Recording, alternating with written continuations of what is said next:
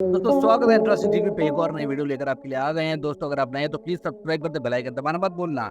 दोस्तों आज की इस वीडियो में हम लोग बात करने वाले हैं एक ऐसे सिस्टम के बारे में जो वर्टिकल टेक ऑफ और लैंडिंग में सक्षम है और ये रिमोटली पायलटेड एलएनटी द्वारा महाराष्ट्र एक्सपो में दिखाया गया था। अब इस सिस्टम को जो आप स्क्रीन पे देख रहे हैं दोस्तों अपने सामने, लेकिन इस सिस्टम को लेके किसी भी तरीके का स्प्रेडशीट यहाँ पे प्रेजेंट नहीं की है, यानी कि ये सिस्टम कितनी देर हवा में रहेगा, इसका वजन कितना है, लंबाई कितनी है, रोटर कितने चौड़े हैं, या कितनी ऑल्टीट्यूड तक जा सकता है, इस तरह की कोई भी इंफॉर्मेशन अभी नहीं सामने आई है। लेकिन थोड़ा और ज़्यादा प्रोब करने के बाद में पता चला है ये सिस्टम अभी टेस्टिंग में है और आने वाले समय में इसको हाई ऑल्टीट्यूड पे लगभग 30 मिनट के लिए टेस्ट भी किया जाएगा। देखिए यहाँ पर नोट करने वाली बात यह है कि जिस सिस्टम की अब बात की जा रही है एलएनटी की तरफ से यहाँ पे हाई ऑल्टीट्यूड रिमोटली पायलटेड के तौर पे पेश किया जा रहा है, लेकिन अगर ये 30 मिनट से लेकर 40 मिनट की एंड्योरेंस देता है तो सी लेवल पे इसकी परफॉर्मेंस ज़्यादा बेहतर होगी। वहीं पर आप इस सिस्टम को ध्यान से देखें और कंपेयर करें तो आपको समझ में आएगा कि ये सिस्टम स्वीडिश कंपनी साइबेरो की APID 1 की जैसा दिखता है। अभी आपकी स्क्रीन के ऊपर लेफ्ट साइड में ये स्वीडन का सिस्टम और राइट साइड में एलएनटी का सिस्टम है। इन दोनों को अगर आप कंपेयर करेंगे तो देखने में दोनों सिमिलर है और चांसेस हैं कि एलएनटी यहाँ पे इस कंपनी के साथ मिलकर काम कर रहा है। लेकिन अगर ये वही है तो रोटेटरी पावर प्लांट से पावर किया जाता है जिसमें पिस्टन इंजन का प्रयोग किया जाता है। इसकी मैक्सिमम स्पीड ब्रोशर के ऊपर 120 किलोमीटर की है, लेकिन एक्चुअली इसकी स्पीड 105 किलोमीटर के आसपास की रहती है। अगर ट्रैवल स्पीड पर इसकी एंड्योरेंस की बात की जाए तो ये सिस्टम लगभग 4 घंटे तक की एंड्योरेंस दे सकता है, लेकिन एक्चुअल एप्लीकेशन जैसे कि लद्दाख जैसी हाई ऑल्टीट्यूड टेरेन में ये एंड्योरेंस धीरे धीरे कम हो जाती है।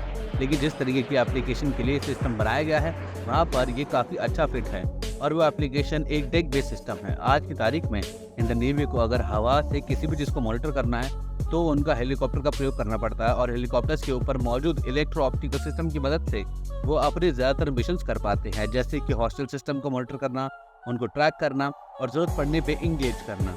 अगर इंडियन नेवी की तरफ से APID 1 सिस्टम इंडक्ट किया जाता है तो इसके पास में वर्टिकल टेक ऑफ और लैंडिंग करने की क्षमता होगी और एयरबस के डेक फाइटर सिस्टम की मदद से ये काफ़ी आसानी से मूविंग शिप के ऊपर लैंड भी कर सकता है। नेवल एप्लीकेशन में बहुत ज़्यादा ऑल्टीट्यूड की आवश्यकता नहीं होती और API 1 के केस में हमें पता है मैक्सिमम ऑल्टीट्यूड 3000 मीटर्स की है, यानी कि लगभग 9800 फीट की ऊंचाई पर ही सिस्टम उड़ने में सक्षम है।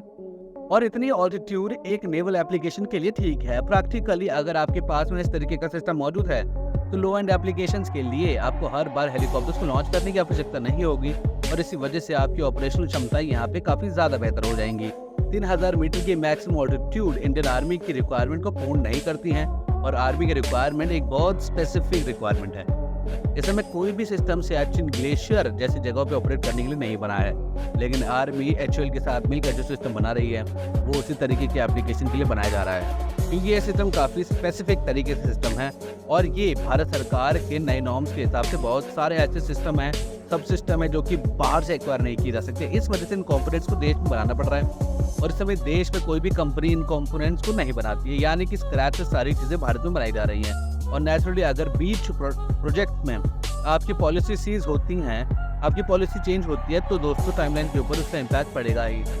दोस्तों एलएनटी का ये प्रोजेक्ट सिस्टम ऐसा लग रहा है जैसे भारत का है, लेकिन एश्योरिटी के साथ में कोई कुछ भी नहीं कह सकता है। दोस्तों 90% हम की कह सकते हैं APID 1 है, लेकिन ऑफिशियली जब तक एलएनटी की तरफ से ये नहीं बताया जा सकता तो हम दोस्तों नहीं कह सकते, कोई भी नहीं कह सकता है, क्योंकि जब तक वो अपने आप से नहीं देंगे। दोस्तों महाराष्ट्र MSME डिफेंस एक्सपो के दौरान ये सिस्टम डिस्प्ले में था और ये मेजर अट्रैक्शन का केंद्र था। बहुत सारे लोग इस सिस्टम को लेकर क्यूरियस भी थे और दोस्तों इसके बारे में क्वेश्चन भी पूछे थे। इसी वजह से यहाँ पे मौजूद लोग हर तरीके के आंसर नहीं देना चाहते थे। इसी के साथ दोस्तों आज की वीडियो में इतना रखते हैं। अगर आप नए हैं तो प्लीज़ सब्सक्राइब करते बेल आइकन दबाना मत भूलना दोस्तों, और थैंक यू एंड तक बने रहने के लिए। हमारी वीडियो ज़्यादा से ज़्यादा शेयर कीजिए ताकि हर एक को ये सारी डिफेंस की न्यूज़ अपडेट्स समय समय पर मिलते रहे। दोस्तों हमारे साथ कमेंट बॉक्स में जय हिंद जय भारत वाला जरूर लिखना और हमें बताना कि आपने इस वीडियो से क्या सीखा, आपको ये सिस्टम कैसा लगा। धन्यवाद।